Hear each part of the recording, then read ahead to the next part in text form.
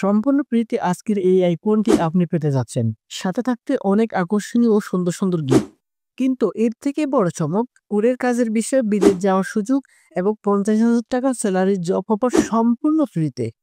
প্রত্যেক মাসে ড্রয়ের মাধ্যমে ১০ জন লোক বিজয় ঘোষণা করা হবে।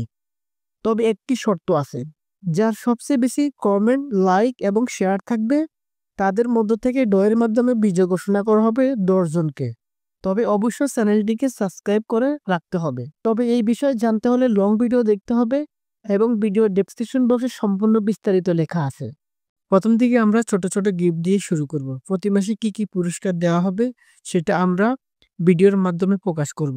এটা শুধু আমার পক্ষ থেকে আপনাদের প্রতি ভালোবাসার প্রতিদান।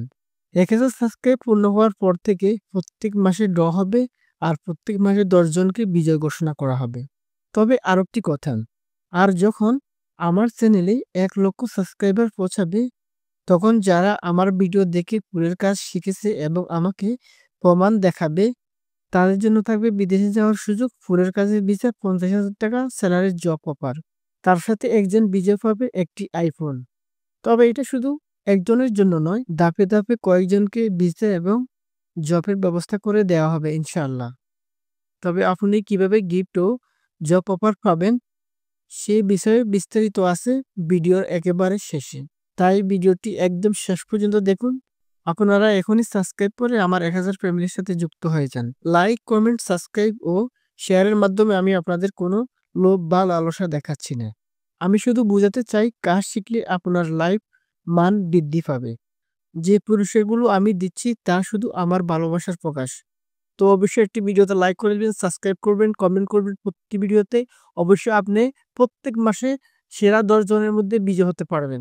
তো আজ আমরা শোনাবো এক প্রবাসীর স্বপ্নের গল্প। ছেলেটির মনে ছিল অনেক স্বপ্ন। ইচ্ছে ছিল প্রবাসে এসে অনেক টাকা উপার্জন করবে। আর সেই টাকা দিয়ে বাবা-মা, ভাই-বোন সবাইকে সুখে রাখবে। কিন্তু প্রবাসের মাটিতে পা রাখার পর বাস্তবতার সাথে শুরু হলো তার লড়াই।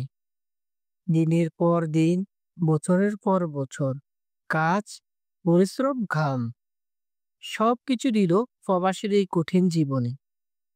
যত টাকা আয় করত সব পাঠিয়ে দিত পরিবারের জন্য।